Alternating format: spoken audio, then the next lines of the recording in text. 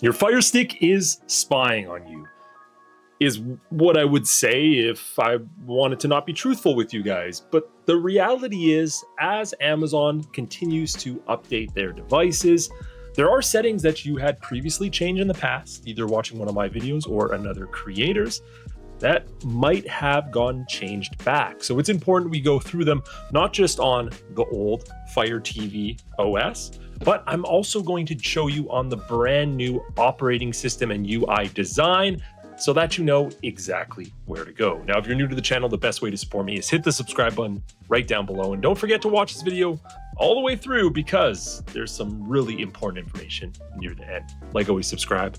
Let's get into it. Now, before we get into any settings, the first thing you need to do before you do anything else is head to settings, go to My Fire TV right here, scroll to the About section, and go to Update. As you can see, I have an update available. So before we change these settings, it makes sense for us to update our device and make sure we have the most recent version. So let's do this update and we'll come back and get into some settings. Now that we are all updated, let's start with tip number one. Now, everything we're going to be in is inside settings. And we're going to start by going to the preferences section. Now, like I said, if you have the other operating system, just wait. I'm going to show you that right after this. The first area we're going to go into is privacy settings. And we want to look at the manage sharing from apps.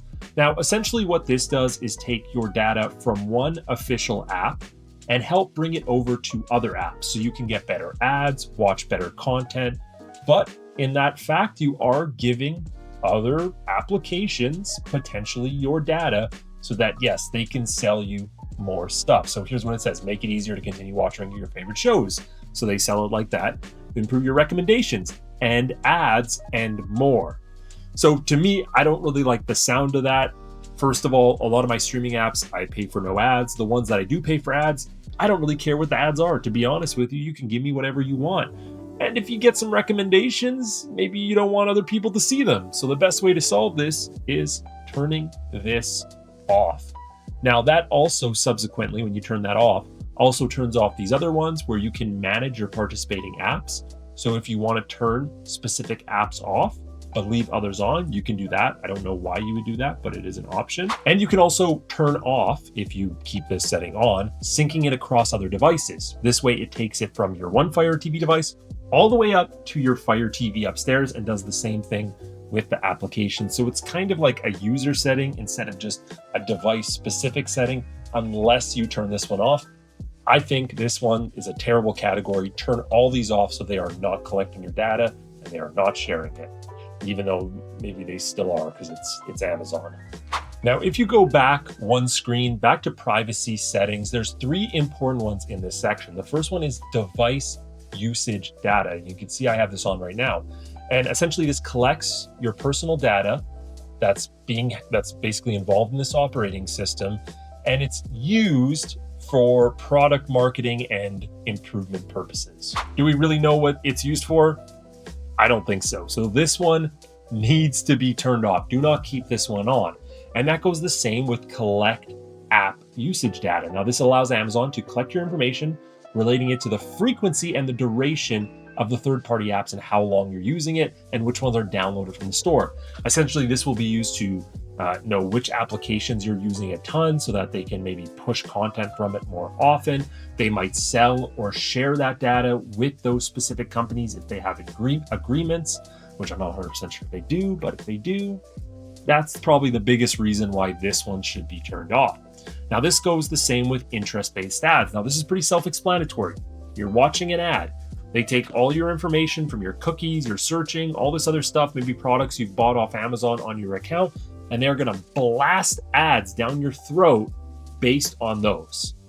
Now, if you don't want that and you just want randomized ads because you don't care, and maybe you don't want to potentially buy yourself something, turn it off. It's really not a great setting to have on. But if you do keep it on, remember at any point, if you scroll to your advertising ID and you press that button with the three lines on it, like it says on screen, you can reset your ID, and this is going to basically reset it from square one, and it will go based on what you search, what you do from that point on.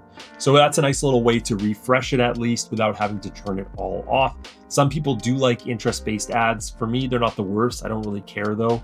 I don't think I've ever bought anything because I've seen an ad on my Amazon Firestick, but another really important one to turn on. Now we're gonna head back into the preferences screen because there's one setting that just ends up being completely useless, and that is data usage monitoring.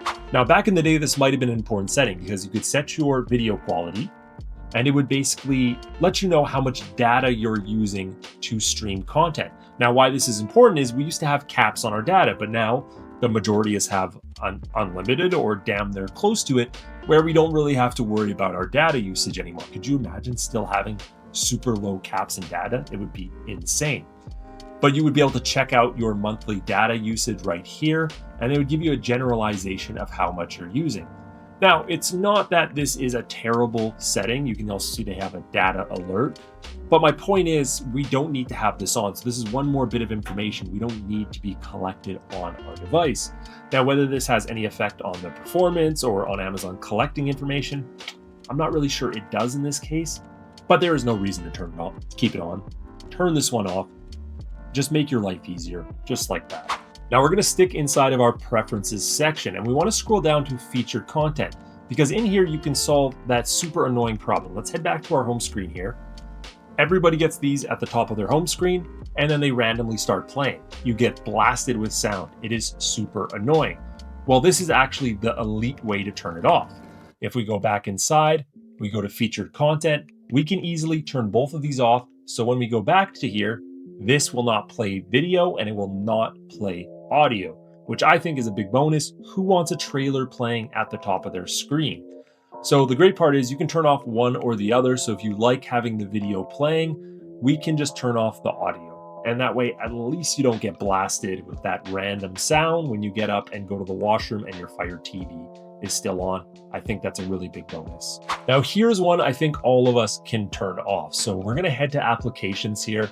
And this was a setting Amazon added in around 1.5 years ago. It's called auto offloading. Now, essentially what this uses is unused apps that you typically might use again in the future. So let's say Disney Plus, for example. You're using Disney Plus like normal, but you don't use it for a month. Well, this auto offload feature, you can actually go in, or it'll do it automatically. You can offload them yourself.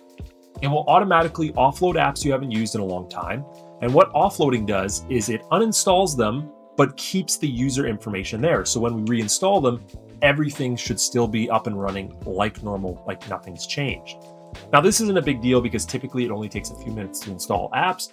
But if we're being honest, most of us have more than enough storage where there's no reason to offload them. Now, you can easily just turn this off at any point when there's an app you're not using as much. Just head inside, head to your managed installed applications, scroll to that application. It has to be an official one, and you can click offload right here. Now, offloading this app will free 60 megabytes of storage. The app will offload from all your profiles. Are you sure you want to do this? You can press confirm right here. It will offload it. And you can see it replaces it with a cloud. Now, when we click on this, at any point, we can uninstall it, but we can also head back and reinstall it. So all we have to do is head here, head to our apps section right here, click on downloader. So you can see the icon is still there. It brings this up and it will automatically start installing again. Now, also sticking in the application section, if we head to this App Store option, one thing I would consider turning off anyways is automatic updates, because sometimes we don't like these automatic updates with apps. Sometimes we want to keep the old version and choose when we update. So turning this off will at the very least let you choose. And this goes the same with in-app purchases. I prefer to turn this off, especially if you have kids. You don't want that small chance where you are potentially getting a purchase that you just don't want. Here is probably the most important one I've been waiting to tell you guys. If we head to My Fire TV, a lot of you guys at some point have most likely activated developers options. Now we know some of the new devices, they don't have it. But when you head to developers options, there's a really important thing called ADB debugging. Now this is required for some applications, but it can also be a somewhat dangerous option and can allow nefarious actors, if they have the right information, to potentially do some things you won't want them to do. So anytime you're not using this, make sure ADB debugging is turned off. This is very, very important. I always keep it off as default. Now, if you're at the point in your streaming journey where you're a little worried about your security and changing these settings just isn't doing it for you, as a longtime streamer, somebody that's talked about this stuff for 8+ years, get a VPN. It is literally one of the best ways, I think the cheapest and most easily available. It's not 100% foolproof. Anybody that tells you it's the best form of protection just isn't telling the truth, but it does help.